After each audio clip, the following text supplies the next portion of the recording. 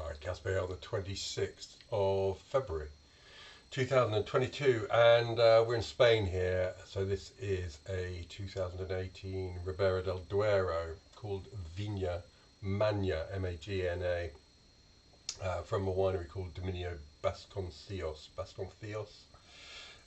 So what would you expect from Ribera del Duero? You'd expect a wine that is completely or almost completely made from Tempranillo, called locally there Tinto Fino. And indeed, this is almost completely Tempranillo. It's got a dash of Cabernet Sauvignon in it. What else would you expect? Well, the vineyards, it's a really austere landscape, Ribera del Duero. It is baked by the sun in summer, and yet it's very, very high. And so nights can be very cold. So you tend to get great richness of fruit, with freshness behind it as well from those cool nights, which retain the acidity in the fruit. So let's see if that's what we've got here. I'm quite excited to be tasting it. Let's look and see what the colour is. The colour is, well, pretty much black. It's got a very, very narrow band at the rim, which is just looking sort of mulberry red. Apart from that, it is pretty much opaque, which is kind of what you'd expect. The other thing you find a lot in Ribera del Duero is aging in small oak barriques, many of which are new. And when I visited, I was excited to see a change to larger and indeed older wood, because I find in some of the wines that oak is rather dominant. But let's see about this. It's got a lovely pure, I mean, it's got a ripe nose, yes indeed, but got a nice purity of black fruit, of bramble, black plum. Ripeness, there's a little bit of sweet tobacco, and there's a bit of licorice as well. It's a touch of milk chocolate, and that will be the wood. I think that is from the oak. A little bit of milk chocolate, hint of coffee about it, but a hint. It's not really overbearing. There's a touch of sort of creaminess to that fruit, but not any sense of overripeness.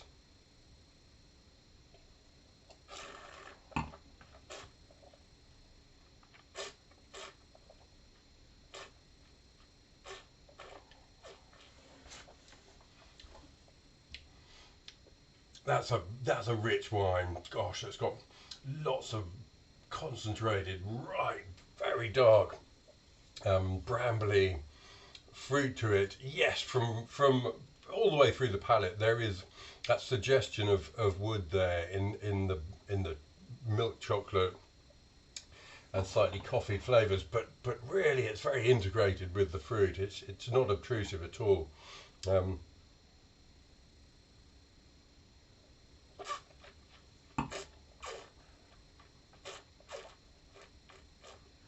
It's plush, lush up front, concentrated, and then towards the back end, the structure kicks in. There are some quite piquant tannins. I think some of those have come from the wood.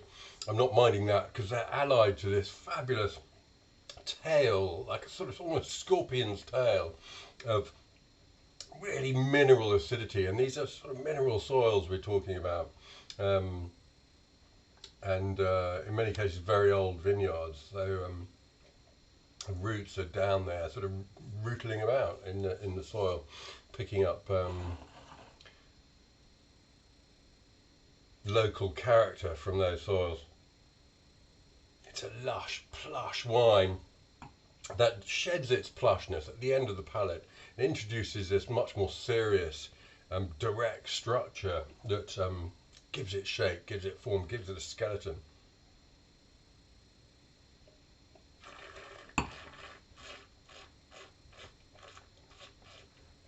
What it is totally delicious. I've got to say, it's absolutely lovely, and for a winter casserole, it would be ideal. But you know, in summer that would be great. with barbecue meats on a hot day if we ever get one again. Um, yeah, just a delicious thing. I will just add a sort of postscript in smaller letters on the back of the label is the number 15 followed by a percentage sign. And the wines of Ribera del Duero do tend to get very high ABVs, but look, we're all grown ups here. We stop drinking before we fall over, and I think you stop after a glass or two. It's quite punchy, but it's delicious. I mean, it's absolutely lovely wine, and I'm enjoying every mouthful. So there we are. That has been 2018 Viña Magna. It's a Crianza, which describes its oak aging. I think it spent a year in, at least a year in wood. From Dominio Basconcillos in the Ribera del Duero. A lovely thing.